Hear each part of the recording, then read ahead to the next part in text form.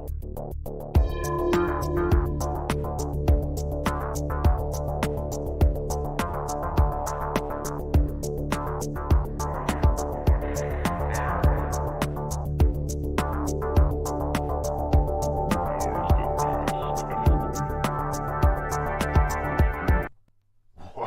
I think I just failed a saving throw for curiosity. I'll talk to you later. Hello, dungeon friends. I'm the Lich, and this is the Liching Hour. And before you do whatever it is you do when you get here, in dungeon news. First thing up, Punjaba the goat lover has been found.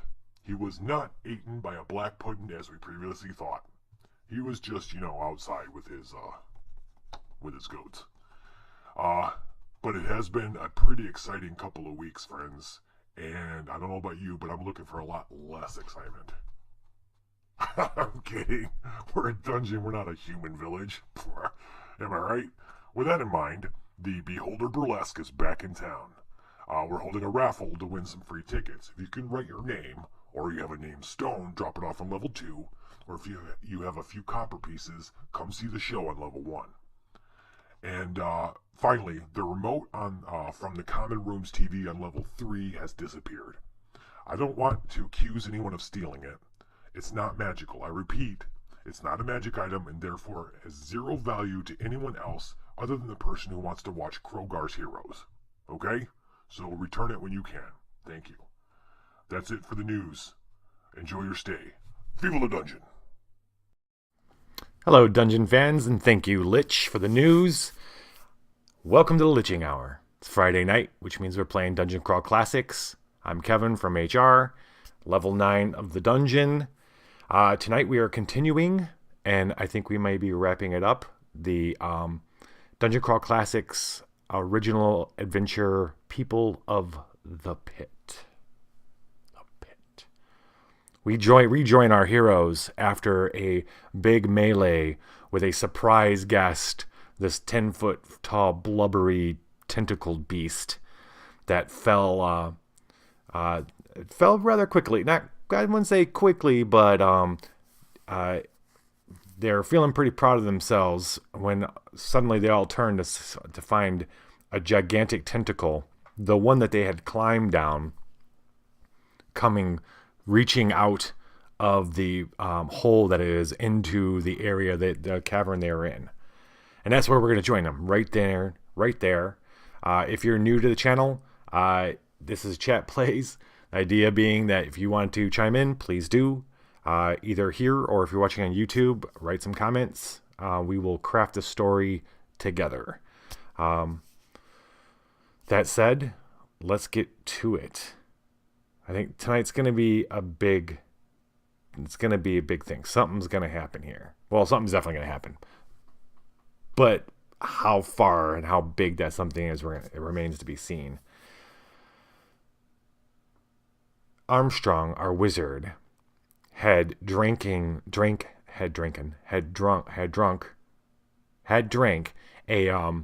small red potion that they had found in a laboratory in another part of this level. That gave him, what he discovered is it gave him the power to control the tentacles, or the large tentacle that they had climbed down. He had called the tentacle. It had come into the room in order to help fight this big nasty beast. But as it came in the room, Atticus, with a 2-hand axe kind of combo, was able to vanquish the nasty beast, and it died. And so when everybody turned, they're like, "Oh shit!" And there's this big tentacle, but it was Armstrong. Hold. It's doing my bidding, he says with great pride. The whole plan here is they had found themselves back in this room where they kind of started in this level is because they had kind of gotten to a dead end elsewhere. At least they felt it was a dead end, and they wanted to go back to this tentacle and climb. It's a 50-foot wide tentacle. They wanted to climb back down and keep going down it to get farther in to try to find the rest of the people who had been captured by this thing, and most notably a certain blacksmith's daughter. They So they look at the rest of the party stares at Armstrong when he tells them this. He stares back at them and then finally Jasper says, "Well, can we take the damn thing down?" Armstrong goes, "I believe, yes, it could carry us farther down." "I'll be right back. I'm going to fetch the rest of us," Atticus says. And he and another one of the halflings that had joined the party. In the melee, a few of the peasants that they had freed had run off scared. So Atticus and another halfling run off quickly to see if they can't find those other guys safely. But they do. They're right around. They ran and huddled in a corner in one of the hallways to the south. So they get them to come back. They talk them into coming. It's like they have no other choice but to stick with these guys. And the idea is we're all riding this tentacle. They all get on. Well, Armstrong walks it back to the hole that it came out of. Very dark hole. But keeps it when they have their torches. And he keeps it at bay and holds it still while everybody grabs onto a part of the ladder. And then with a flourish that he didn't need, but he's really enjoying it, he gets on. He goes, "Lower us." And the tentacle starts sliding down. And down. And down. It's very dark. The tentacle moving. There's most of the party doesn't get the benefit of the torches. There's just a couple of torches, so most of them are in pretty much dark with a little light up above, moving deeper down, and it's quite the opposite of. It's quite terrifying as they move farther down into the earth. Till finally they come out. The tentacle comes down and kind of rests on the floor of the cavern. They must be at the bottom of the pit, they all think. And they clamber off one by one and look around. And they've emerged into the northern edge of a rocky cavern about 80 feet across and 20 feet high. To the south, the cavern opens into a wide corridor that continues on into the gloom. To the east is a narrow passage winding around into the rocky darkness. In the distance, they hear a dark, deep rumbling sound and a strange, unearthly wailing. We must be at the bottom of the pit," Naomi says. Jasper grunts. "Yes, this must be it." "Have any of you been here?" they ask the peasants, who are all frightened. But no, we've never been down this far. Never. Well, we should probably investigate this howling. Whatever's going on, there's something going on, and it's going on due south. Let's take care. Everybody prepare yourselves. Everyone's going to prepare themselves with their weapons. And they cautiously begin moving south into the gloomy darkness. It's I'd say it's. Is it more lit here? There are glowworms and different things in the cave walls that give a little bit of luminescence, so it isn't as pitch dark as the tunnel was that they came down in. But they still keep Jasper and Tarloff still keep torches going as they walk in. Let's see. Let's check everybody's hit points. They're not the best, but the thing is Naomi is not is at odds with her goddess and isn't going to be able to heal. The only person who's going to be able to heal is Armstrong if he casts a sleep spell. Yeah. But we're just gonna have to make do with what we got. Nobody's terrible. It's just most people could be better. Really wish we had some health potions. Health potions always make the video games have made me very spoiled. Or we'll eat like 1,000 pieces of cabbage. Okay. They moved down south. They're moving.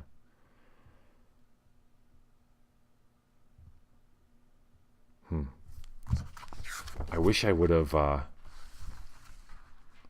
wish I might have cut this out to show you tonight. And it's not working at all. We're going to use theater of the mind. Well, I'm going to read to you to describe exactly what our heroes see as they walk along the canyon floor, along the pit floor, they believe, out into the edge of the cliff, which drops off to either side of them. Hundreds of feet below are the coiled loops of a massive, so they're on the edge of but the pit goes even further. And all around them, rising out of the pit, are coiled loops of a massive serpentine thing, oily and gray and enormous beyond comprehension. They pulsate ominously, and each pulse of their slowly moving mass sends bass rumbles through the earth. The other side of the cliff is lost in the distant darkness.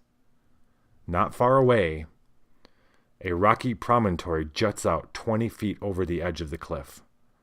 Massed at its base are a host of stunted, bent, gray-skinned ape-like creatures with large jaws and eyeless skulls rimmed with pseudopods.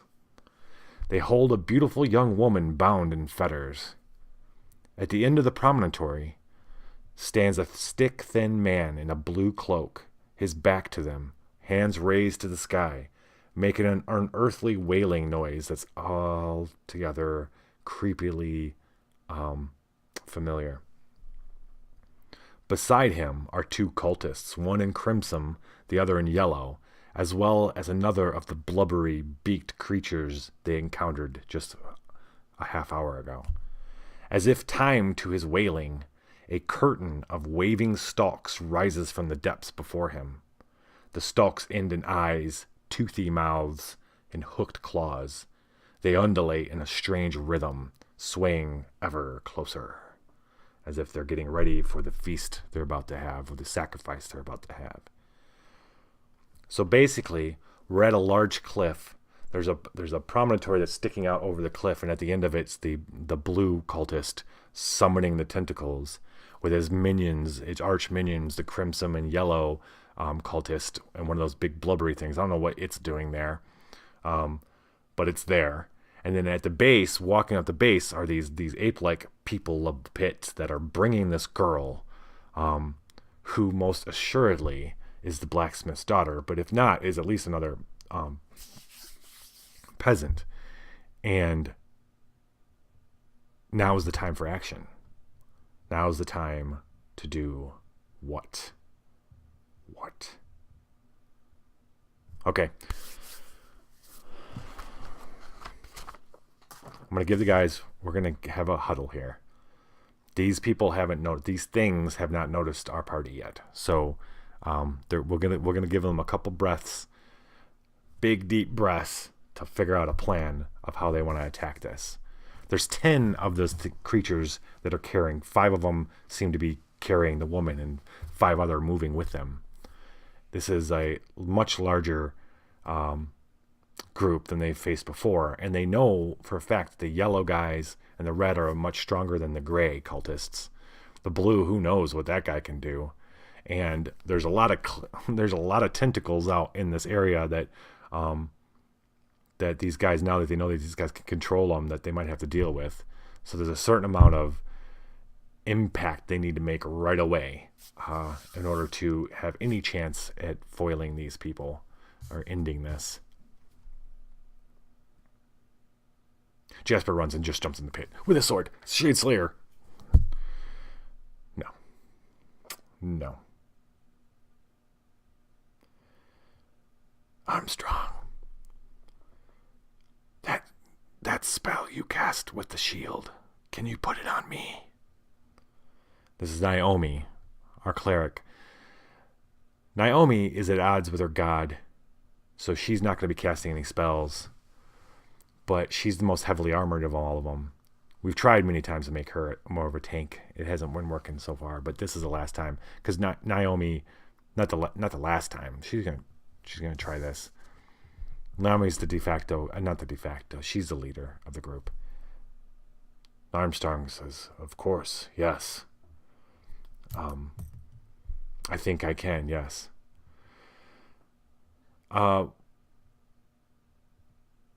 Naomi's come to realize, as it took me for a while too, that the group is almost better suited for ranged kind of warfare.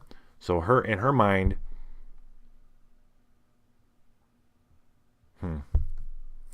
this is her plan as she explains it to the group. She wants Armstrong to attempt to put a magic shield on her.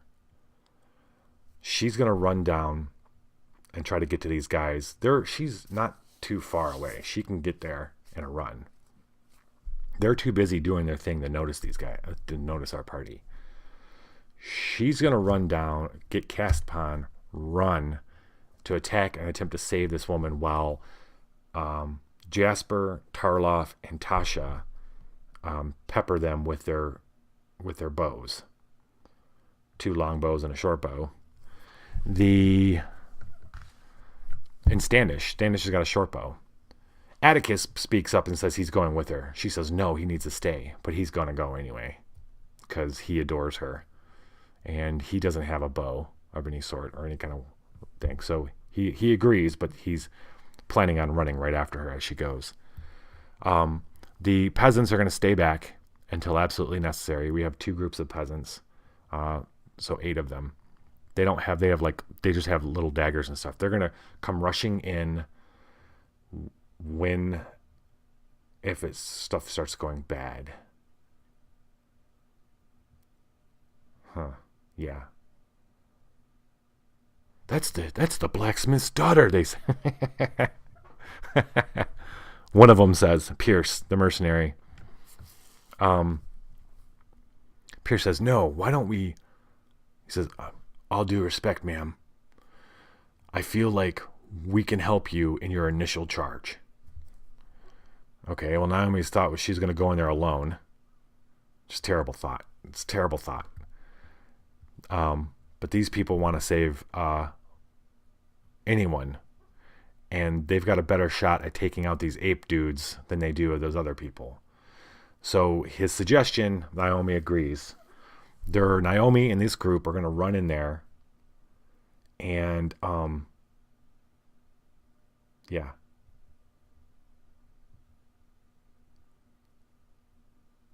Yep. And, actually, she says no. Naomi's going to lead the charge. She's going to run in there. She wants Armstrong. She goes, can you put them all to sleep? And he says, I think I can. I'll need a moment to prepare. She says, well, you have half a moment. He's gonna cast magic shield on him, hopefully. She's gonna run in there. The range crew are gonna be peppering them with arrows. Armstrong's gonna cast sleep to try to put as many of them to sleep as possible. And yeah. And that's what we're going to do.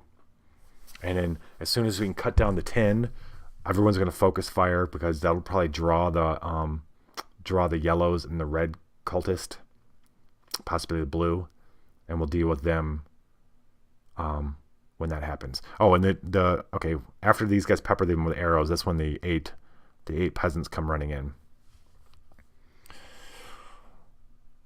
That's the plan, I guess. That's the plan. Let's see how this works out.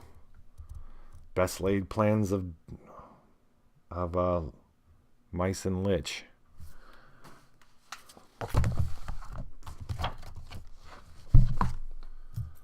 And so it begins.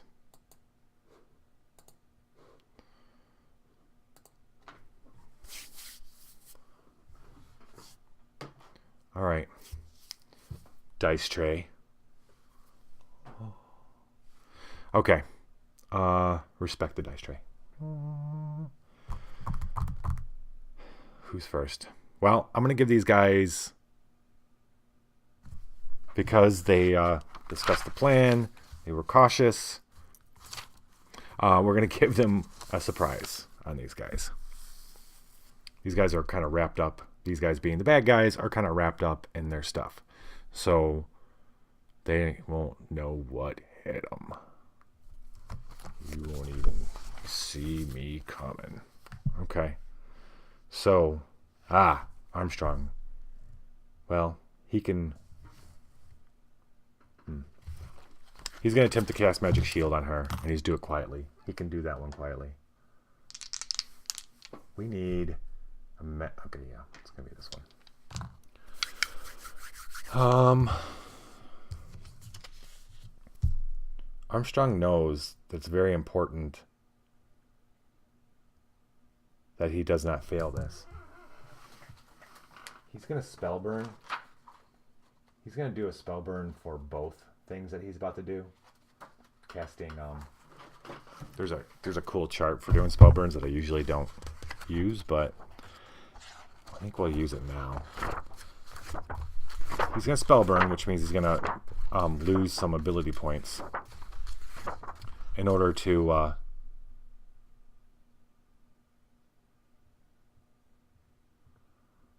you know what? Now, Armstrong says, "Wait, I have a better idea. I just need a moment to prepare, but I'm gonna cast sleep on everybody." Yeah, he is going to. Let me find that. He's going to do a spell burn. He's going to do a massive spell burn. The idea of him being able to do this really excites him. And he's got a magic unicorn horn too, so it feels pretty hot. 1d24. We're going to roll on the spell burn actions chart. It's 24, yes. 5. The wizard must yank out his hair and burn it. Nice. All right. So he's going to say, he goes, I've got a better idea. Hold. He looks at Armstrong, Jasper, and says, bring me that torch. And he begins, he gets down on his knees. He starts ripping out his hair. Large chunks. God, squeals in pain. Everybody else is like, what? And Naomi just looks down at him and goes, hurry, because they're starting to get to the promontory. He rips his hair, he rips it, and we're going to, let's see, he doesn't have that much strength to begin with, so he's going to bite a couple points of strength. He's gonna take a big hit on stam. He's got 17 stam right now. He's really hardy. He's gonna bust it down to 10, so it's 7. So it's plus 9. And then his personality is going to go down because of the hair thing. Yeah. He's been suspecting that he could do this, and he wants to test how far he can push it. And he thinks he can gain this stuff back. And he can. He's going to put his personality at 10. So it's 12. So when you spell burn, you can spend as many attribute points as you want. You can blow it all out to where he's got 1 on each. But he doesn't need to do that. And then he's not going to spend luck, though. Because I don't think that isn't regen. And then he's going to blow some of his intelligence. Plus 3. We're looking at plus 15 here, people. Gotta love it. Gotta love wizards and dungeon crawl classics. Rips out his hair. Naomi goes, hurry! He wants to get it all. He gets it all. When he rips up. You know what? Actually, he starts ripping out his hair and he goes, wait, it hurts. He goes, give me your knife. Tarlov goes, here. He takes it and he just shaves his head, not even caring about the some of the skin coming with it. So now Armstrong's bald. He had like kind of mid-range wild hair not a lot, enough to make him look a little crazy. Not a whole lot, but he still had some, and now he's bald and bleeding, and blood's running down his face. And he looks up, and he stands, and he looks out across at the thing, and the people up pit are moving with the girl up to the promontory, and he says his words, and let's see what happens. Let's go to sleep.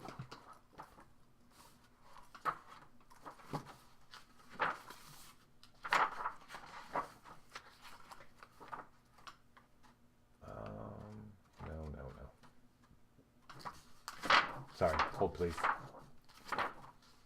Boom. Let's bring it over here. Okay. Now he's got plus 15. Let's roll an appropriate die. He's gonna roll this one.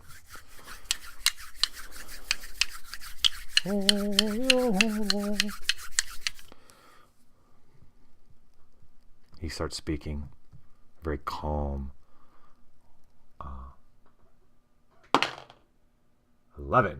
11 plus 15 is 26. What happens when you cast a 26?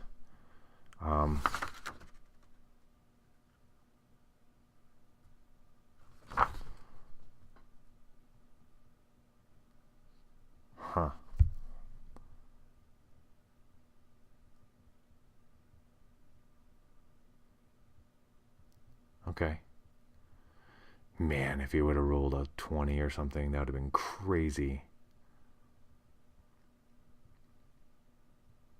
Okay. 1d4. 1. This is definitely going to get everybody's attention.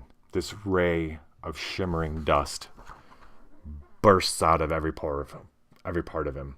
Hands, mouth, eyes, radiates out.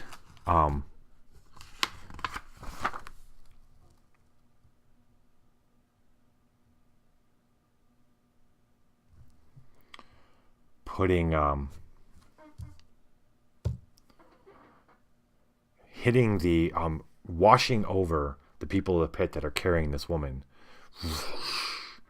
And we got to roll for 8 of them.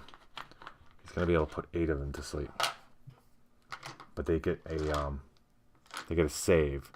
The problem is, I think they got to roll a 25, right, to save.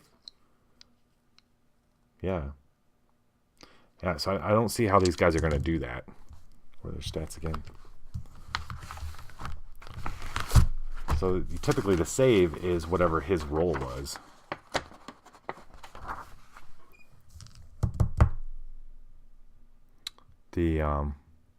Let's see, their will save is -2. So these guys are going to sleep.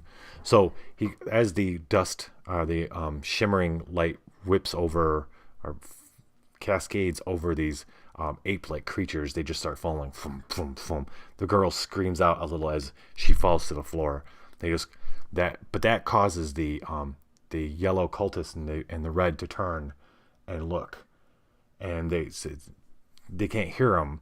But half a moment later, Jasper sees the blue one turn too to see what's going on. And now they've seen them. They look up in the thing and they start shouting and pointing. So 8 of the people of the pit are asleep. Armstrong's weakened a bit, but he's okay.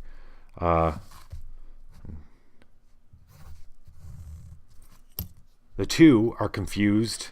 Their friends are all laying around. They hear the other guys yelling, so they look up and they see him too, and they start rushing towards the party. So we are rolling initiative. That was their surprise. They got a surprise. Now we're rolling initiative.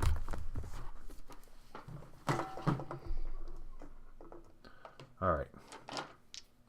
For a bunch of folk. Naomi. It's 14. Plus 1. Where'd my pencil go? Naomi, our leader, is at 14. Jasper is at 7. Atticus is 10, 11. Tarloff is 8, 10. Tasha is 3, 4. Armstrong is 15, 16, I think. 16. No, Armstrong is 14. Standish is 18. Probably 17. Right? No, 18. All right. And then Mob A, got the ill communication, is 16. And Mob B, 1. That's our peeps. Now, the baddies. Are we the baddies? All right. All right. People of the pit, the 2 that are remaining, the ape-like creatures, come running up at 11 minus 2. They're at 9. The Crimson fellows, the Crimson guy, he is a 19. Yeah. The yellow robed is a 17. The big blubbery monster, forgot about him, 14. He's a 14. And blue man group, he is a 2 plus 6. He's 8. Okay, that wasn't so bad. This is the time of Sprockets, and we fight.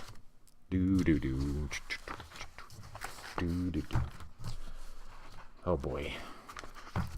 So the state of the party: Naomi, cleric, can't heal, can't cast spells. Well, she can try to cast spells. She's got a -4 to a spell check because of her current relationship with her goddess. Armstrong has forgotten most of his spells. He's got magic missile though. He hasn't forgotten that, so that's good. Forgotten doesn't mean that's not too bad. It just means he has to spell burn more attribute points. Tasha has forgotten all her spells, so she's gonna have to spell burn too if she wants to do any of that kind of stuff. And yeah, everybody else is not too bad. All right, who out of this whole big old mess is going first? Mr. Crimson Robe is moving first. Now he's going to take 2 moves to get to them.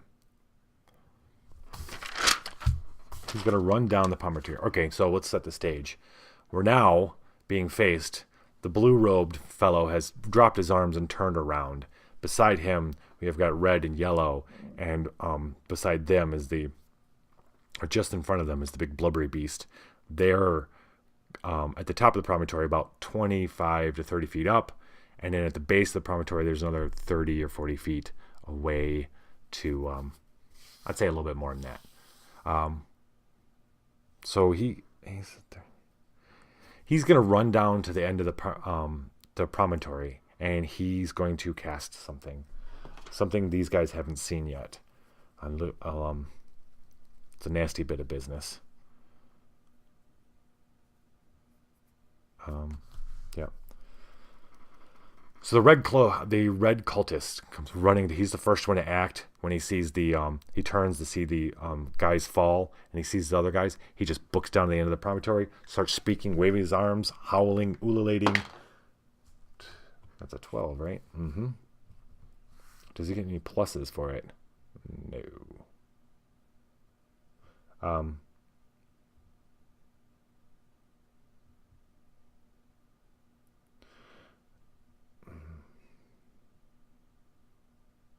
Huh. Or does he roll 2d6? I think he rolls 2d6. Well, that's fine. 2d6. He rolled a 12. Huh. Suddenly, when he starts speaking, a shadowy tentacle bursts out of the ground in front of him. And extends out, reaches past the other 2 people of the pit, and possibly growing and reaching and flowing towards our heroes. And we're gonna say these guys can see a lot better in the dark than it's not super dark, right? We're gonna say this is moderately well lit.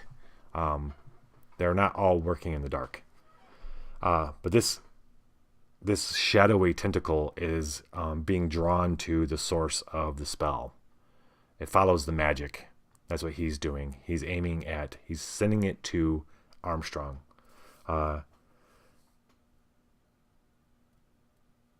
Yep.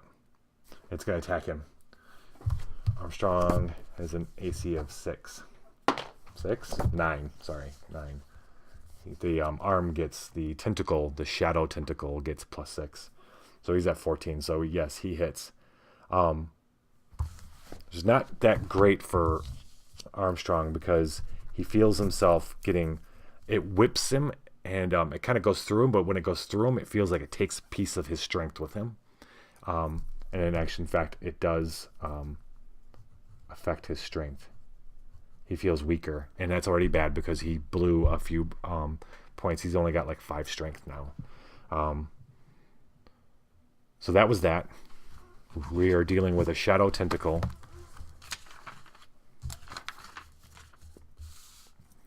Next up is Standish. Standish is he's our newer halfling buddy that we met last adventure. He takes a deep breath, aims a short bow at one of the people of the pit, and fires. Oh, come on, Standish. He's just being an adventurer. He misses. Oh, wait. Yes, he missed. He just barely missed. Yep. All right. And he's not going to spend any more luck because he spent a lot of luck. He regens it one a day, but yeah, he spent a lot. We might need it. Right. Now it's the yellow dude. The yellow cultists. He comes running down as soon as the Crimson Robe guy's running. Hey, Heroic, how's it going, man? As soon as the Crimson cultist comes running down the promontory, the yellow cultist comes running down as well. And he also, once the Crimson Robe starts casting, he stops and starts casting as well. And 8, 9. He starts casting, and but nothing happens. His no shadow tentacle, nothing comes bursting out. He seems to have either he's doing something else or he failed in his attempt. That was the yellow fellow. Mob A. So Mob A is our group of peasants that joined us that we freed. Pierce the mercenary, Eldoin the elven mage, and Bon of the Jovies halfling. What are you guys going to do? All they got is knives. But they're feeling pretty emboldened. The two people of the pit, the 2 ape fellows that weren't put to sleep, they're rushing up. These guys are going to come to meet them and try to take them out as a group. I'm going to give them all a shot at doing that. So they run down and meet them right as they're coming up. Our people of the pit have an AC of 9 each. These guys, let's see, Pierce has got a +1 with his dagger. So you can imagine these guys, these are like half. Our peasants are like half. They've just got like rags around their waists. Yeah. Bon of the Jovies. They just got like basically loincloths. They didn't really have anything. They were kind of just forced to work until they passed out and died, and they were just was like sacrificed to the beast. So they're all naked running down. They got knives. These people of the pit are naked, but they're more like ape-like with the big jaws and the pseudopods and stuff, and they just clash. Peasants and pit people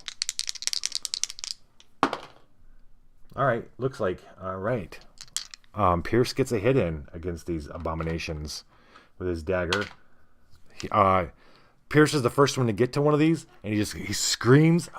He shoves the curved wicked dagger of that he had taken off the body of a cultist straight up into the big old jaw, underneath the big old jaw of one of the first people it hits, and it falls to the ground. Elduin and Ban attack the other one.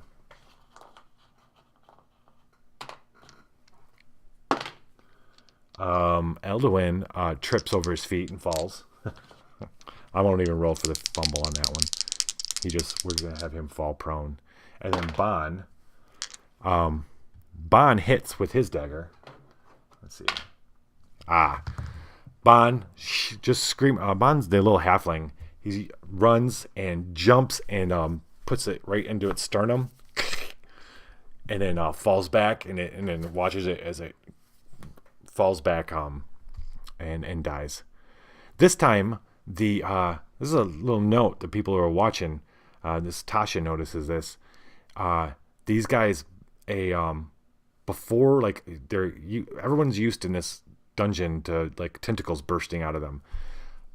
As they're falling, as soon as they fall, a tentacle comes whipping out of the pit, slithers around the floor incredibly fast, grabs the body and pulls it back down into. It hasn't grabbed the sleeping ones because they're asleep, but these two it grabs and the tentacles grab them and they pull them down. So there's no burst of tentacles. But that's all our people of the pit. The girl has gotten up, saw them, and has come running. Just running towards our people. That's the best damsel imitation I have. It's one time only. Right. So that was Mob A. They took care of the rest of the people in the pit. That's awesome.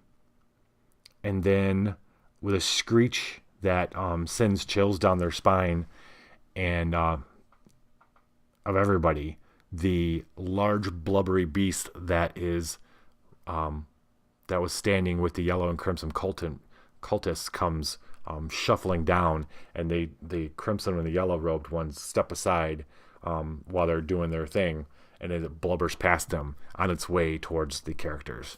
But it's going to take a hot minute to get to them. It moves a little slowly on its tentacles. So that's it. It's getting close. The toe-in is getting closer. All right. I'm gonna mark these guys so a 1, a 2, a 3, a 4, a 5. Who is up next? Okay, Armstrong, buddy. Armstrong, our wizard who can't put everybody to sleep. What are you gonna do now? All right. So how far does Magic Missile go? Anybody know? Anybody want to guess? I would say pretty far, I'm guessing. 100 feet, 150 feet. All right, he can definitely do it. He is, there's the red crimson robe fellow who cast that shadow tentacle that's attacking him. So he's going to return the favor by blasting this guy in the face with a magic missile. Hopefully. He's not going to blow any more attribute points or anything like that. He's already pretty weak. He gets a +2 on that.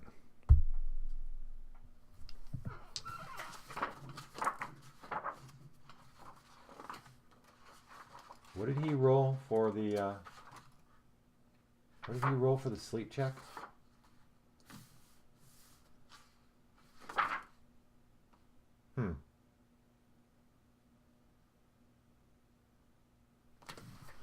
All right. Well, I don't think I added the +2 that he gets naturally to his sleep check, but it's fine.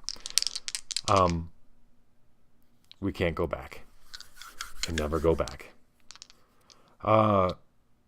Yes, magic missile. He gets +2. He's blowing the red. Okay, a little too crazy. 17. That is a respectable magic missile cast. Gotta love some magic missile, man. Gotta love flipping through pages looking for 1 to 10. 6. Ha, okay. A ball of lightning erupts. Armstrong, with his head hacked, I don't know if you caught this, Heroic, but Armstrong, in order to cast Sleep and cast it big, he shaved off, pulled out and shaved off his hair. So he's bald, and he's bleeding, and blood's running in his face. He's weakened because he's spent a bunch of attribute points to do it. And he looks through the blood and aims at the red cultist, and a ball of lightning flies out, doing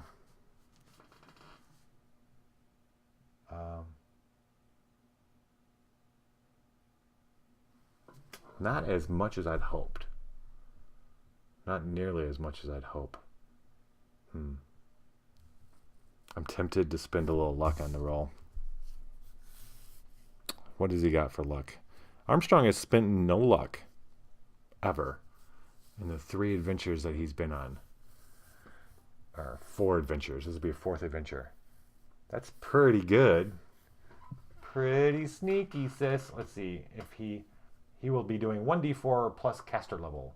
If I add 1 point of luck, he will be doing 1d4 missiles that do damage. Yeah, that seems a lot better. All right, buddy, you're going to spend a point of luck finally. You're going to, yes, 12. 12 means, now, please don't roll a 1. That's all I ask. That's all I ask, friend. Friendo.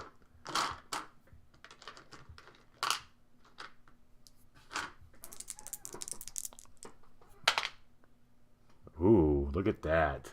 Look at that. That is 4 missiles that do 1d4 plus caster level are all slamming into the red cultist. Isn't that something?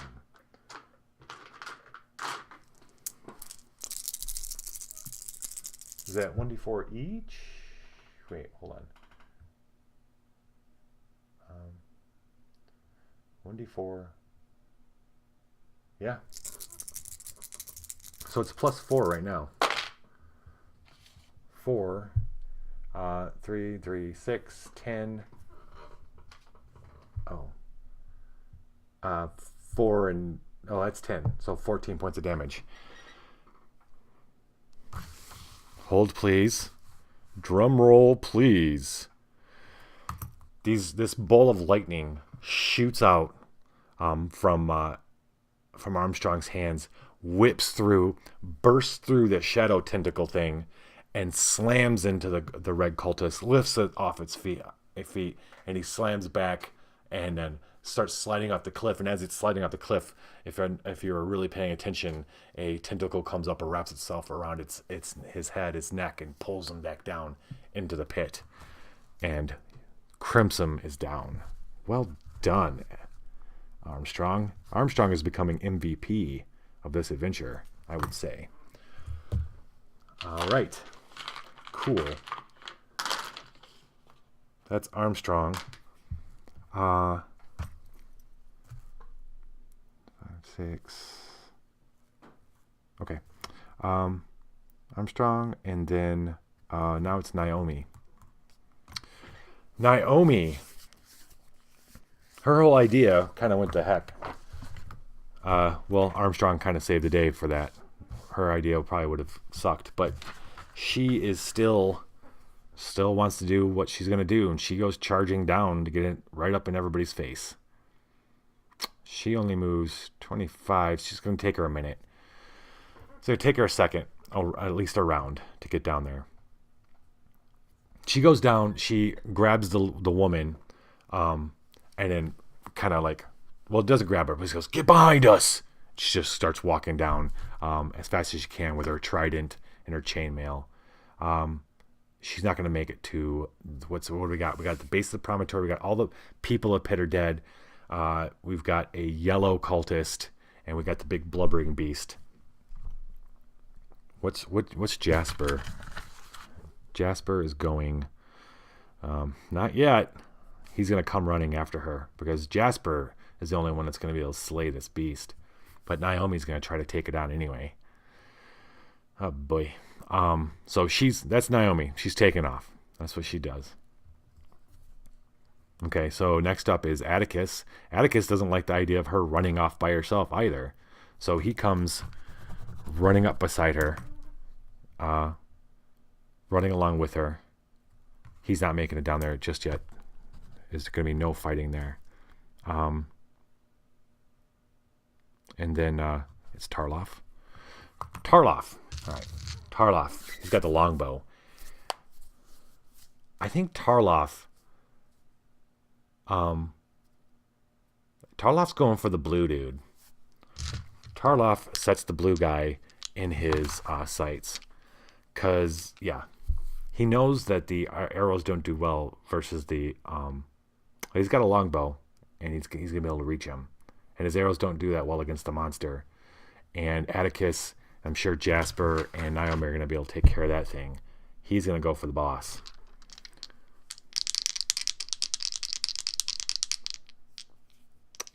Is he? Yes.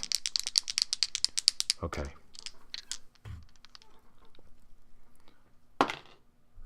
(16 plus 2 is 18).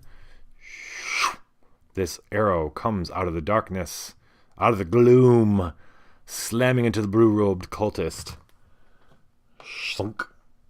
He does 1d6. Right? Let's do it. 2.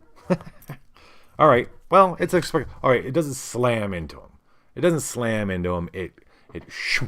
does draw blood though, and that gets his attention.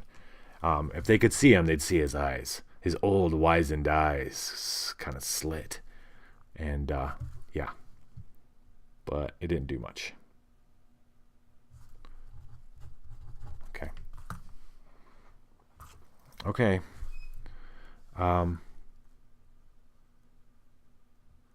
So, that was Tarloff. And then Jasper. Jasper, seeing Naomi and Atticus taking off, drops his crossbow babe, and draws Shade Slayer and hurries after them. They're all going to meet the monster at once. That's what he was doing. And then Tasha. Wait, did I miss? No. All right, now Tasha? Yeah. She's one of the last ones. And then Mob B is going to go. Mob B. Oh, no. What's the blue dude? Hold up. He was 8, right?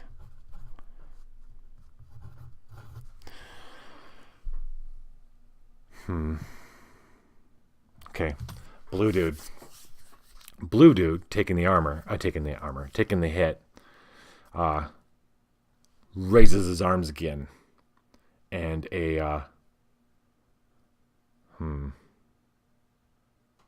yeah. He's an automatic spell check. But how much automatic?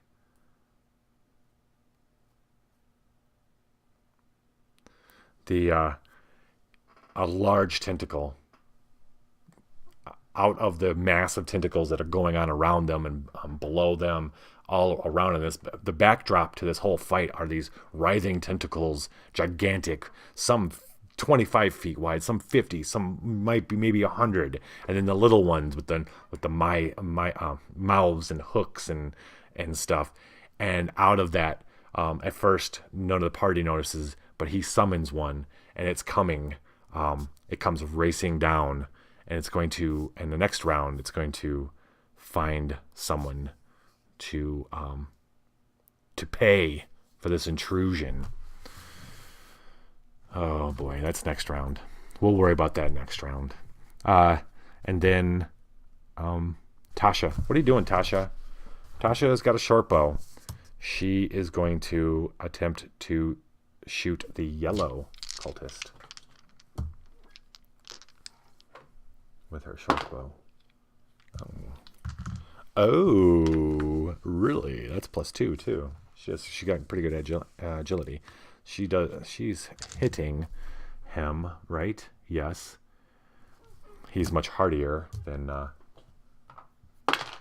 5. Nice. Tasha, good job. An arrow sinks itself in... Yeah, tentacle time. Heck yeah. Arrow sinks itself in the yellow-robed cultist's leg, in his thigh. Grrr. He is not dead, though. That's for sure.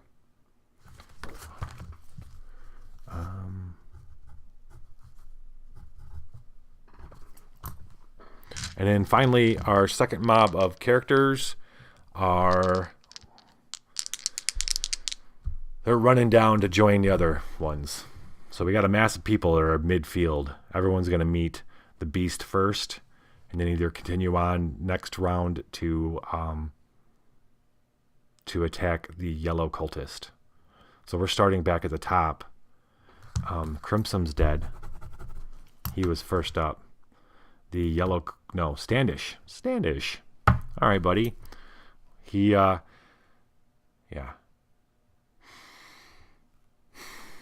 He's gonna shoot the big dude. The big blubbery beast. He doesn't know that he's not gonna do that much damage to it. 10. Yeah, he's gonna miss it anyway.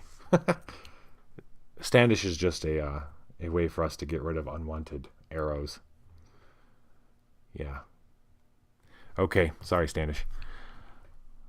17, going once, going twice. Yellow dude. All right, yellow man. Yellow man is going to... He's not going to do the shadowy tentacle arm. Our yellow man is going to attempt to summon a tentacle out of the pit.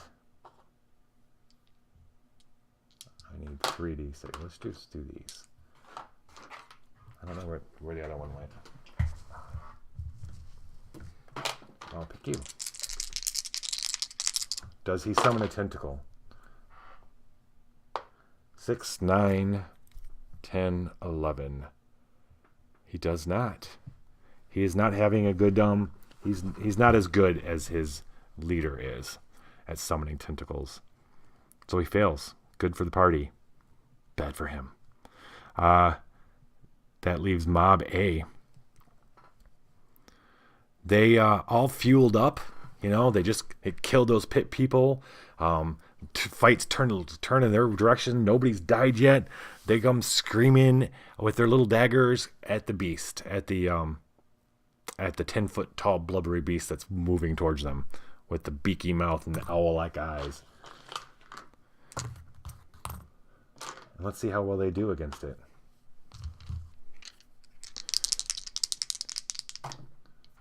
Pierce.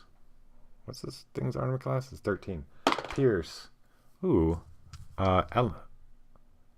No, wait. Aladoin had to get up. So this was Bon. Bon and Pierce screaming, yell, jump, stab at this thing. They're doing 1d4. But unfortunately, they're going to learn this now. Ooh, nice job. One of them does 2 points of damage. The other one does 1. For 3 points of damage, it screams out loud. They get the satisfaction of their daggers entering its flesh and it's squealing. But both of them notice that the daggers don't seem to go in as far as it feels like it should have. This blubbery beast's flesh, it's not armored, it's not hard, but for some reason, it's harder to push into it than normal. But they do get the satisfaction of having harmed it.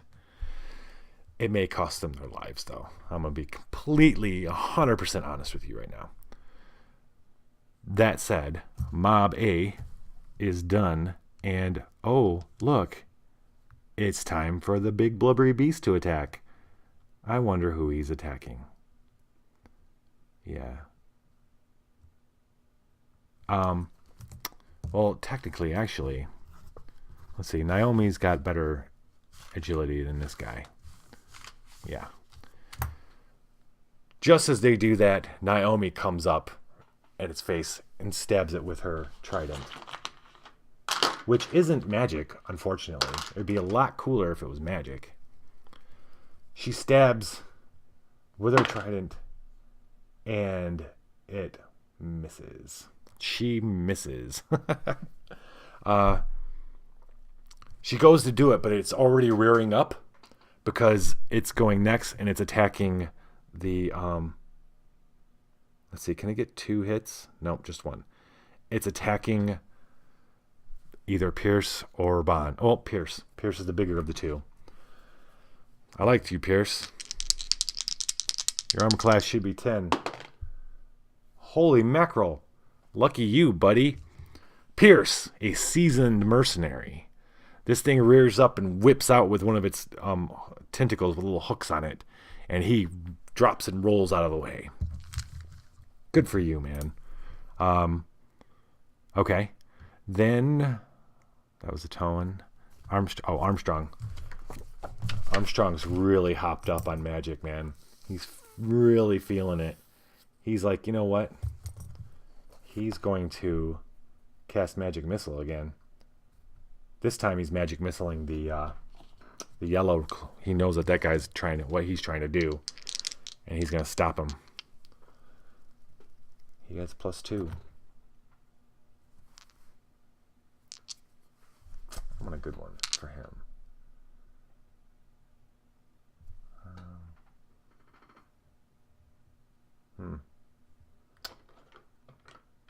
Armstrong's totally blue-red.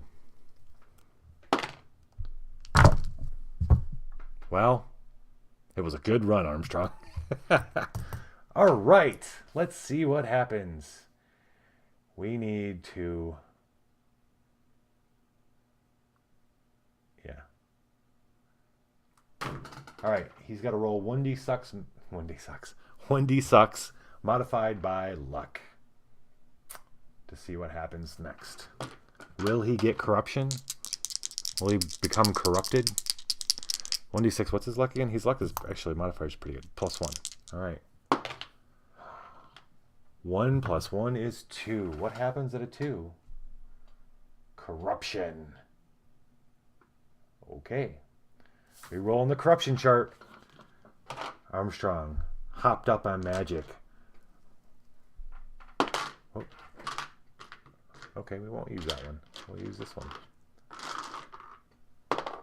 2.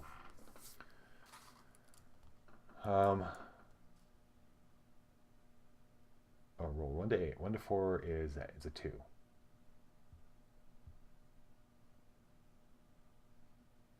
Huh.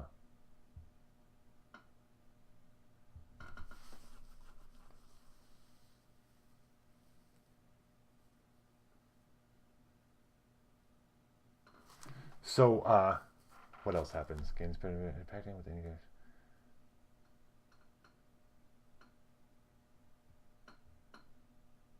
Oh, well, he kind of lucked out. So his Armstrong goes to cast Magic Missile.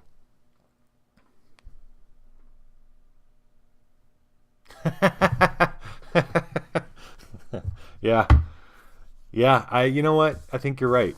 I think you're right. I should just I should run an experiment where I just grab the first die I see and see how well I roll. And then maybe later on take my time to find the right one and see what happens. He lucked out a little bit. The corruption for this particular, when he rolled the 2, is as he casts it, he, I say lucked out because it doesn't happen to me, but it could be a lot worse.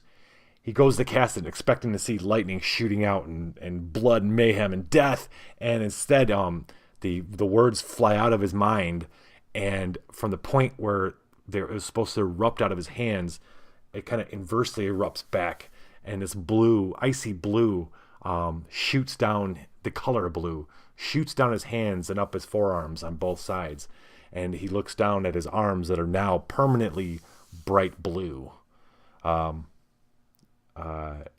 his fingertips to his forearms.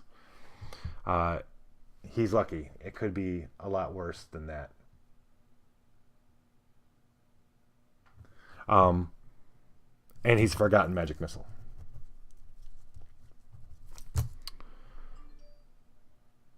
That was Armstrong. Naomi tried. The Towan tried. The blue guy is 8. Atticus is 11. Atticus is now right up there with the big beast. He killed the last one.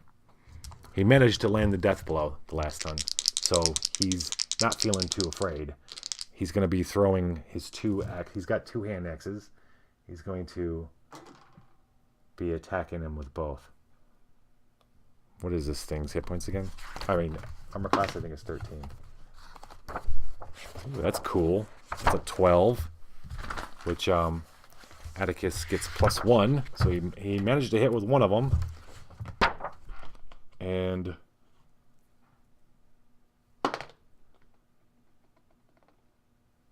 he misses with the other. All right, man. Does 2 points of damage.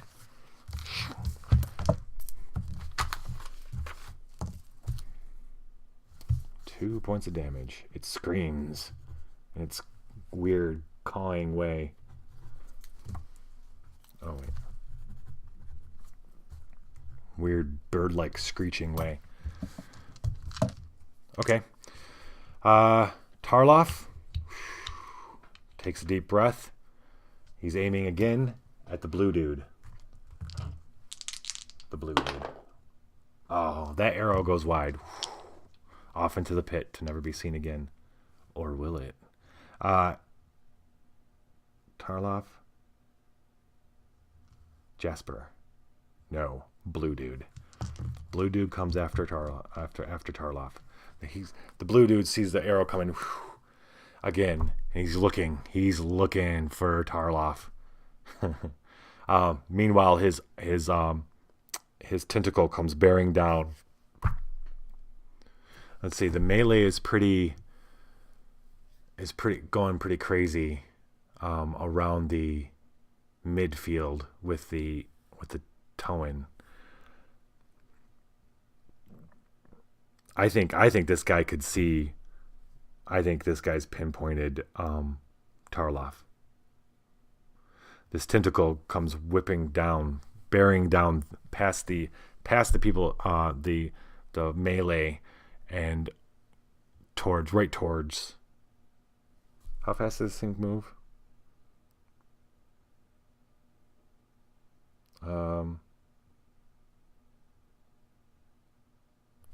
Doesn't really say. Well, it's gonna reach him now. Oh, wait a minute. Hold, please. Here we go. No, it's not. Oh, here we go. Okay. It's gonna attempt. The big tentacle comes and attempts to wrap itself around Tarloff. Tarloff gets a chance here.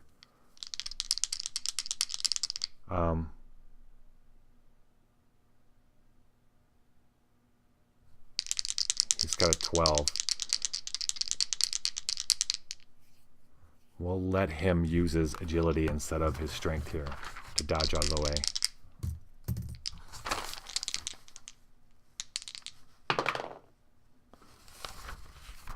Okay, it starts wrapping around him.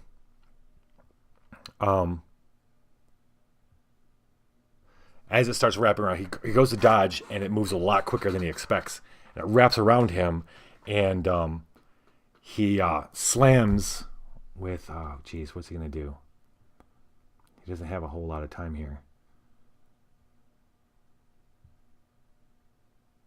I'm going to allow him... He was drawing another arrow. I'm going to allow him to try to slam it with an arrow. Yeah.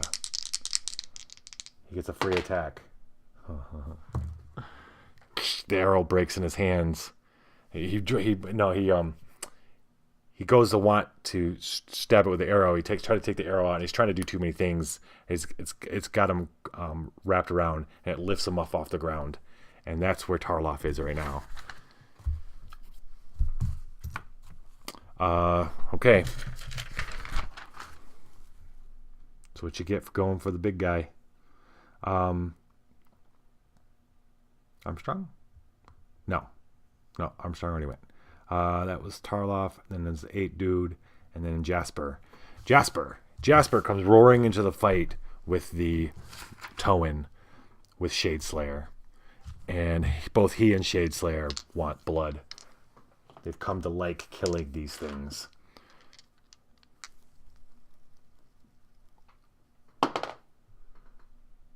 And, wow, kick ass. That's a crit. And Shade Slayer lets him roll on a higher chart for crits. So, cool. Crit table 4, babies. Alright. And he's rolling 1d20. Right? Wait. Oh no, he rolls a 1d12. 1d12. 7. Foe driven back by furious assault. Oh, this so works. Inflict plus 2d12 damage with this strike. And the foe forgoes his next attack. So, Naomi came in, tried to stab the thing, and it reared back. It tried to swipe at Pierce. Atticus had run in on below and chopped it a couple times, and that's when Jasper joins the fray, screaming an unholy, crazy, feral scream, swinging Shade Slayer, slams into this thing so hard. Let's see, he's going to be doing 1d6 plus 2d12. And you know what? Crap. He should have been rolling his might die too. So he'd actually, yeah. So it's extra 3 points of damage there. So we are talking about 10, 18, 21 points of damage. He comes screaming in like this. Slams right in between this thing's eyes. Right between the eyes. It rides it a bit as its death rolls, and then it stops, and he gets off, and he's like on top of it. Yeah, he pulls it out. He's on top of it. He looks up, looking right at the blue dude who's staring right at him. Yeah, Jasper's sweet, but he's a doomed man for sure. He is a doomed man. That was Jasper. That was one more thing dead. We have a yellow cultist and a blue man cultist. We have the big boss. Who's left? Tasha. Tasha does not like the idea that Tarloff has been picked up by this tentacle.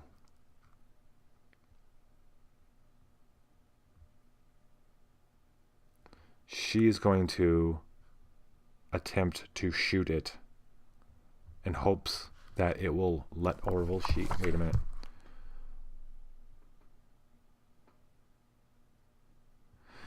She's going to do something else. I think she's going to try to cast something in order. She's going to try to cast Flaming Hands to see if she can stop. Because she's nearby. She's going to nearby him. She's going to cast Flaming Hands on the tentacle in the hopes that it will drop him. She's got to blow a point of intelligence in order to do it. She figured out a trick of how she can give up memories in order to remember her spells. If she sacrifices a few memories, she's got many of them because she's about 125 years old. She can cast these spells. Flaming Hands.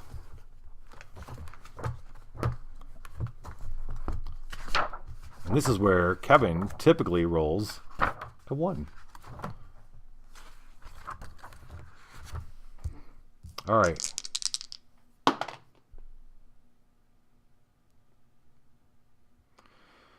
In the efforts to help her Eldritch Waves fails her yet again.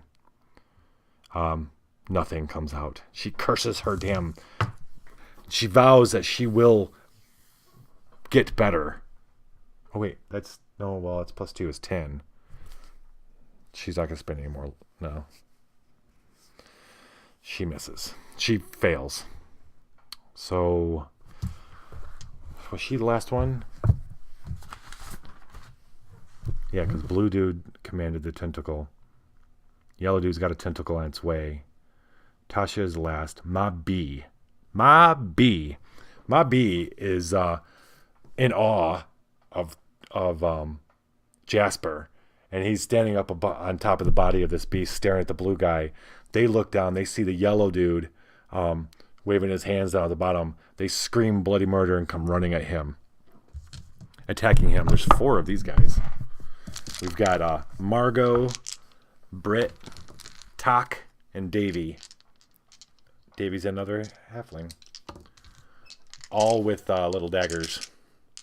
Let's see. Anybody get a minus on these rolls? Tak does. And Davy. Okay. Yellow fellow has an armor class of... Yellow fellow. I like that. It's like we know each other. Yellow fellow has an armor class of 11. All right, Margot. How you doing? You do not hit yellow fellow. Britt does. Britt does. She gets a crit too. Okay. Crit table for 0 level characters.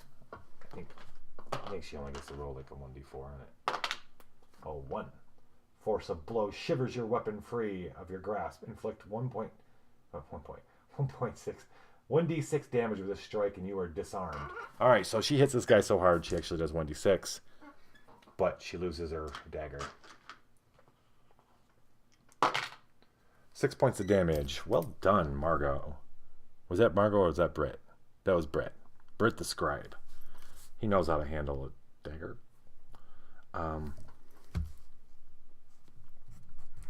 The dagger lodges itself in the shoulder of the yellow robed cultist, who screams out in pain, whips his tentacles around.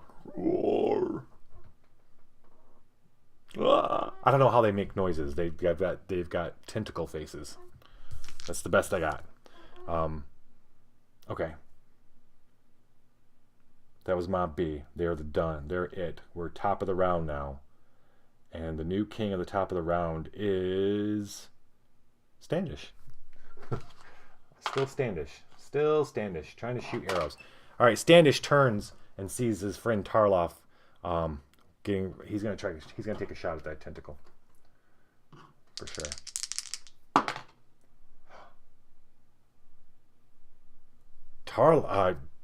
Standish. Standish, how much damage are you gonna do, buddy?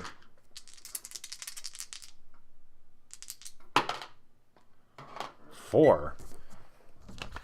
If Standish spends a couple more pieces of luck, he's got 4 left. Now he's got 2. Well, actually, he doesn't need to. He'll just spend 1. 3.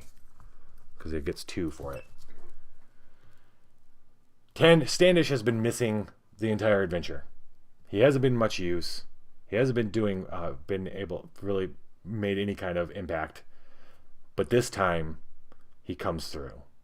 His arrow flies true, slams into a part of the tentacle right near Tarloff, and the tentacle shivers a little bit. And even though it's large, it still instinctively recoils, and dropping Tarloff on the ground. Tarloff is going to take 1d4 points of damage from the fall because he was being risen up.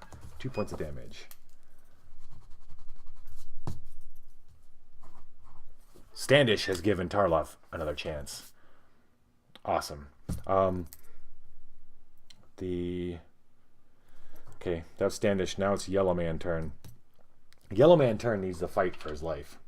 He's whipping out his dagger. Whipping out his dagger and attacking. I'm gonna yellow one for him. Here we go. Yellow Man.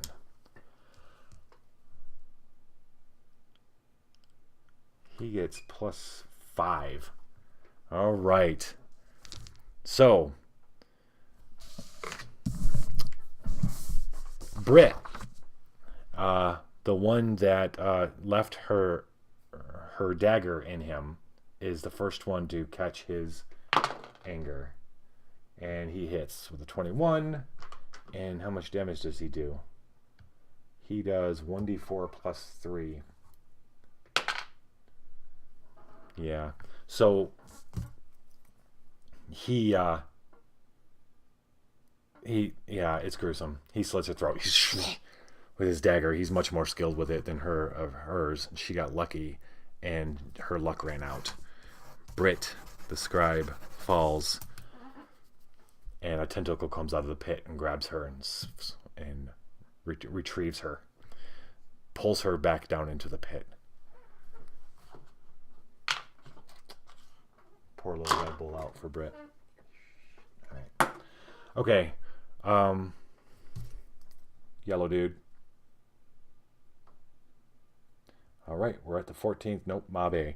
All right, so Pierce, Elodwin, and Bond all see this. Wait, did Bond die?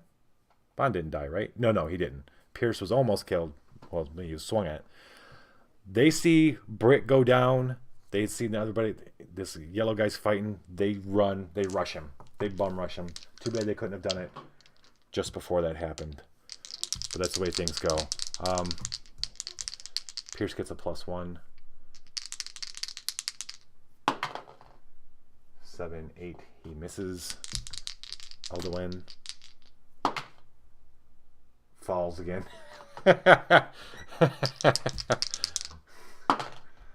Oh, and Bond barely saves himself from falling and swings. These guys come running in, but the yellow-robed cultist proves to be a little bit more battle savvy than they are. In fact, they just hit robe. Okay, Mob A. Now we're at 14s. Okay. Armstrong. What's he gonna do?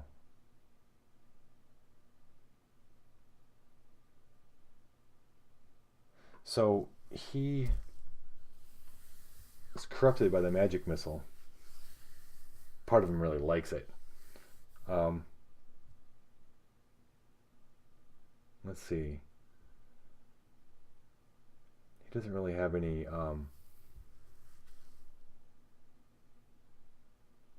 what he really wants to do is interrupt the blue dude because he knows he's controlling the tentacle.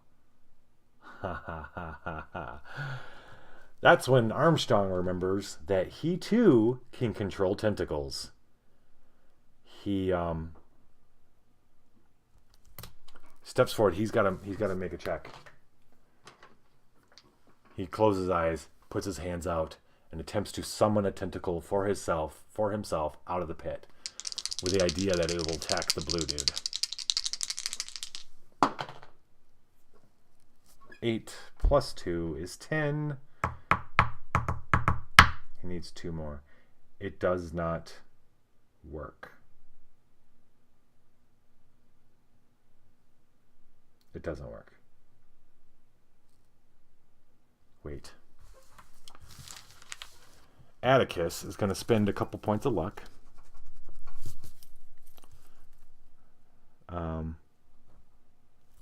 He only needs to spend his 1 point of luck, actually, right? Yeah, 10, 11, 12. Yep. Spend 1 point of luck to be. He's our lucky charm for the group, and that gives Armstrong just enough to be able to summon the tentacle. He doesn't know which one's his, but he can feel it. He's connected to it. It comes rippling out of the pit, and he orders it to attack the blue cultist, and the not to attack, but to grab him. And the tentacle wraps itself around the blue cultist, who looks surprised at first and gets picked up, but then he puts his hands down and he grabs the tentacle, and then the tentacle moves him back and puts him down. Actually, he has him move it. It has him at first. Okay, at first it looks like the tentacle is going to pull him down into the pit, but it starts moving down. But what actually happens, he puts his hands down and touches it, and it moves him. And the whole way he's staring at Armstrong, it moves him down and places him down near just behind the yellow-robed guy, and then slithers away. He retook control of that tentacle. But the good part is the other Tarloff notices this, and so does Tasha. The other tentacle that had picked up Tarloff recedes back into the pit. He was only able to control one at a time. So Armstrong was able to break his concentration, but now the blue guy is down, and we don't even know how dangerous he is. We're going to see. And, yeah, so now the blue robe cultist has joined the fray. MVP goes to Armstrong this time, for sure. Blue arm man. He blew himself. All right. Naomi.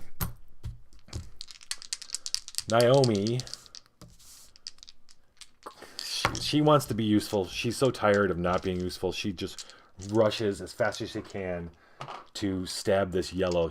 Damn it, she's going to take one of these guys down. She's rushing the yellow-robed cultist. Oh, looks like she's actually going to hit somebody. 14 hits. She does 1 to 6, I believe. Yes, +1. Wow. Okay. Yeah. Finally, she just slams into this guy. Slams into him, lifts him up a little bit. He goes, ah! He's not dead, but he is darn close to it. Yep. And so we were talking about, oh, Atticus is running up behind her, and she lifts the guy up, and he starts hacking at his feet, or his legs. 16. That's a crit. Wait, that's a crit. That's a crit. Halfling. He crits on what table? Crit die. That'd be funny. This is the second kill blow that he's going to get. Smash foe's nose and explosion of blood. Inflicts plus 1d6 damage. And the foe loses his sense of smell for 1d4 days. Or 1d4 hours. Okay. He's doing 1d6. He missed the other one. 2d6. Right? That's what we just said, yeah. 4. But that's all, actually. So Naomi slams the guy in the waist with her trident, lifts him up a little bit. When it comes down, Atticus is right there, and one misses, another one though slams right into its nose and takes him out. Well, that's the thing. He doesn't have a nose. He has a rubbery feel. Wherever his nose was, the axe connects directly, and it just kind of sucks in, crushing whatever brain's behind it, and it falls with his hand axe in it. He pulls it out in a spray of grayish goo, and a tentacle comes rippling out of the pit and grabs it and pulls it back down. Okay. That was Atticus. Tarloff, on the ground, scrambles and gets himself back up, hurries over to find his bow in order to be able to take another shot next round. And now it's Blue Dude. Oh, Blue Dude. Blue Dude's not going down without a fight. Let's see. We've got a few presents there. We got Naomi, Atticus, all right there in front of him.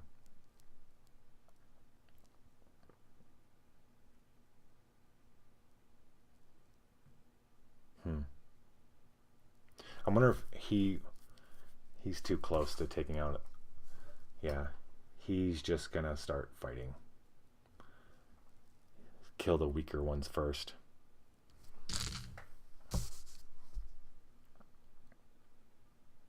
All right, so he's just wading into this. He's gonna start taking out people. Well, or would he cast a? Or would he not cast, but summon another tentacle? He can do it at will, so he's basically gonna do it. I mean, I don't know why he wouldn't.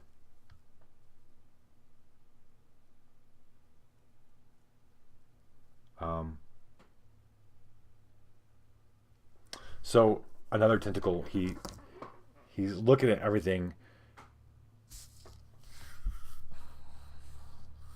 I want the best effect. It just, every time a situation like this happens,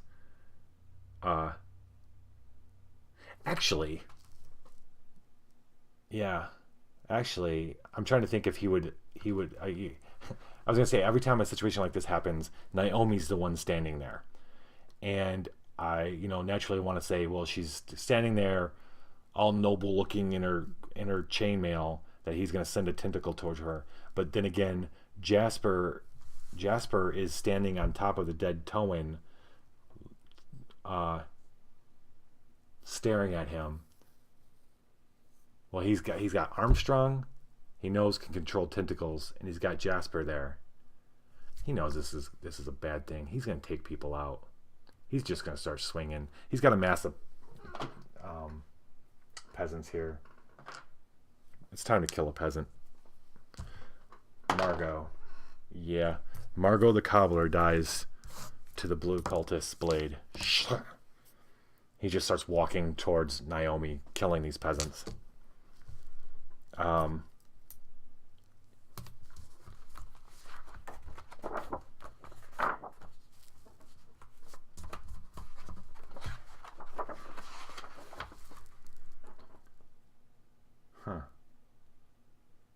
Yeah, he's got tentacles for arms as well. He's just bigger and badder looking. Well, he's stick thin. He's okay. He's not bigger and badder looking. He's bigger and badder looking in presence. All right, that was you, blue dude. That was 8. Jasper. This is where Jasper enters the fray. He's coming right for the blue dude. Him and Shades to Slayer. He comes up, and he's not rushing in. He just he's basically walking up, locking eyes with him. The blue guy's kills a peasant, and he just calmly swings with Shade Slayer. Calmly.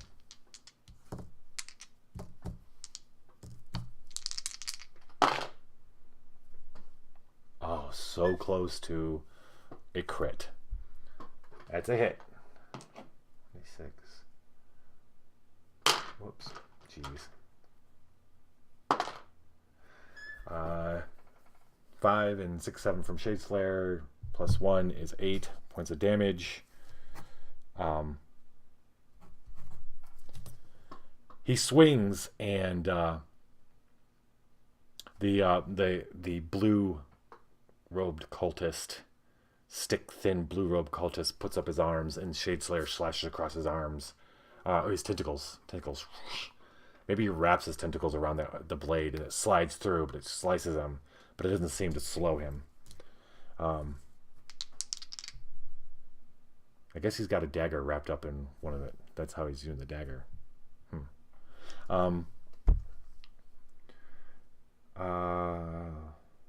Right. That was Jasper. Not as exciting if he doesn't one-hit somebody. Tasha. Alright, so Tasha's freed up now to take a shot. She's gonna... yeah, because she failed casting magic or flaming hands. She's gonna attempt to... Oh, she got a short bow. Tasha is not gonna mess around. She's gonna start moving closer. She's not gonna shoot at that and maybe hit everybody. Meanwhile, the people who are left in Mob B, which is Tak, the guild beggar, and Davy, the halfling trader, are gonna try swarming this cultist. Misses. Tak misses. Both of them miss. Just hitting robes. They're peons to this great cultist dude. Okay, back to the top, and the king of the ring now is Standish. Standish just come running down to join the fray. He's not going to be shooting at this guy. All we have left now is this blue cultist. What can happen? Standish is not taking a shot. He is saying Armstrong, however. Okay. Question is, does Armstrong say screw it and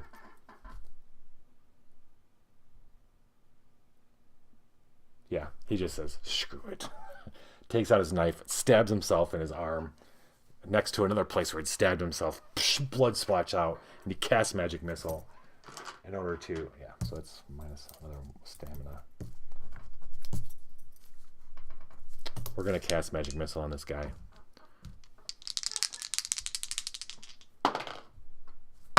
Wow. Holy crap. Holy crap. All right. This is what it teaches him. He raises up his blue arms.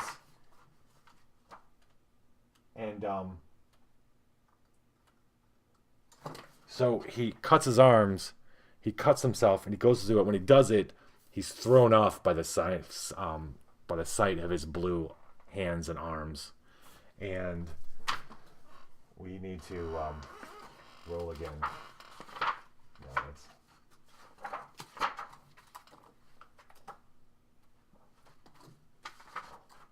Come on, man.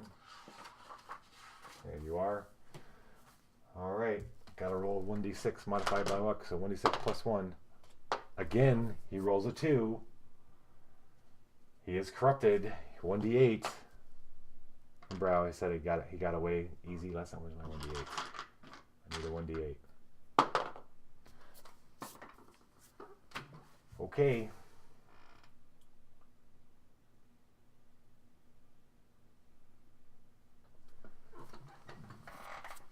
Nobody else notices but us, because nobody's paying attention to Armstrong. He's behind everybody.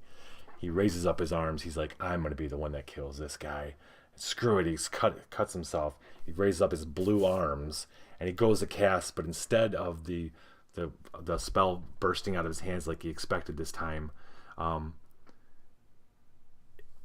he doesn't even know it. He just feels a burning in his eyes. His eyes, his irises and his pupils all go away, and his eyes go completely chalky white, complete permanently. So now Armstrong has blue arms and completely white eyes. Cool. All right, and yet again, Magic Missile eludes him. The words and incantations. Oh boy. We're hurting ourselves more than these guys are hurting us. Okay. Armstrong. Naomi pulling her trident, her trident blood with the red with the blood of the yellow cultist, stabs at the blue one.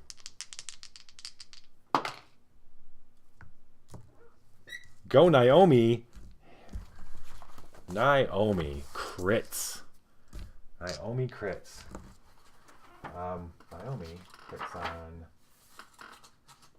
cleric table, which is a terribly bad table, and she rolls a 1d8. 5.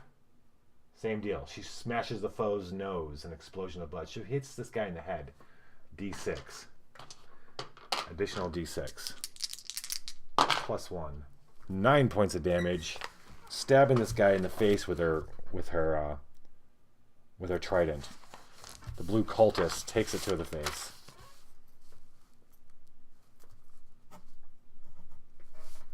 That hurt him. Bad. She's gonna have to die now.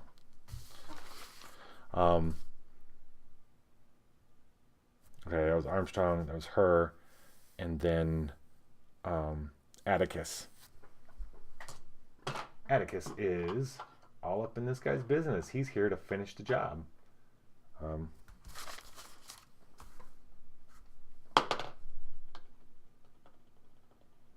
Rolling 2d16 with his 2 hand axes. Oh, I was going to say, I thought that was a crit. He did hit with 1. 5 points of damage. Holy mackerel. 5? 5. Blue dude's down for the count. Who's going to finish him? Is it going to be... Let's see. Tarloff's not going to take a shot. He's going to keep moving down. He doesn't want to shoot anybody. There's a lot of stuff going on down there. Mob A. Oh, Mob A should have went before all these guys. Mob A. That's okay. Who's going to get the last hit? Is it Pierce? Nope. Pierce. He hits with 15.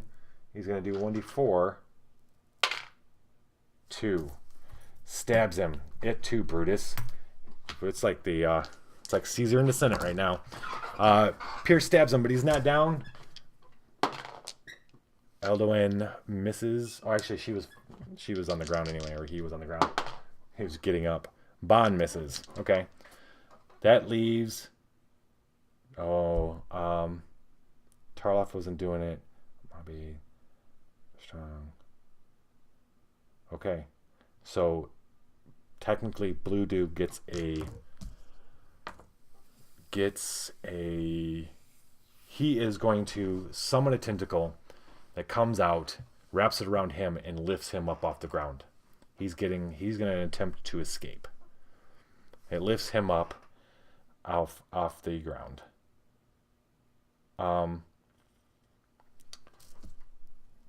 Jasper, unfortunately, had left his crossbow babe way back there, so he's got nothing he can do. He watches this happen, Shadeslayer in his hand. Tasha, however, takes aim.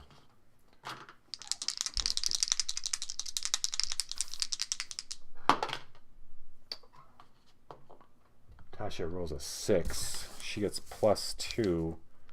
It's 8. She misses. The arrow goes wide, or flies past him. Mob 1 doesn't have any ranged weapons, so this guy is almost dead. The tentacle has him. We're starting a new round. These guys are going to get one round to finish him off. If it doesn't happen, he's going to escape. So top of the round is Standish. Let's see. Standish takes a shot. I can do this, he thinks.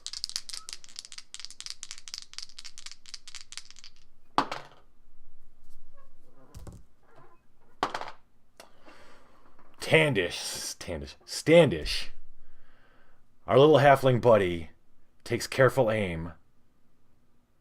She lets loose an arrow that buries itself in the blue cultist's head. It whips back and it flops around, and the tentacles go nuts.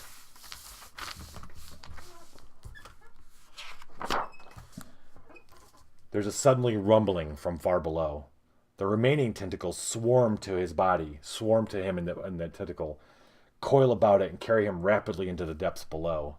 There is a moment of tense silence. We just hear our breaths. Then the earth shakes. A massive coil of tentacle rises in the distance. This thing is at least 100 feet in diameter, far larger than anything you've seen before. Then another massive tentacle unfolds beside it, and then another. The edge of the cliff crumbles before them as one of the tentacles lashes out against it. Within moments, there are dozens of house-sized tentacles rising into the shadowy distance, all lashing against the cavern walls. A rock slide begins, and a rubble falls from the sky all around them.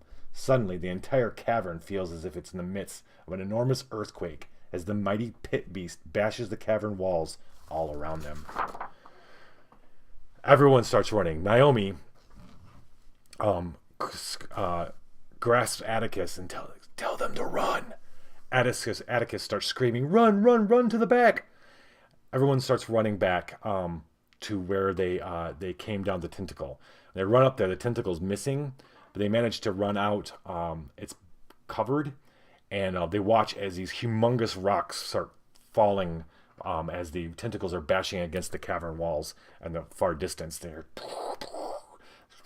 It goes on for like 10 minutes.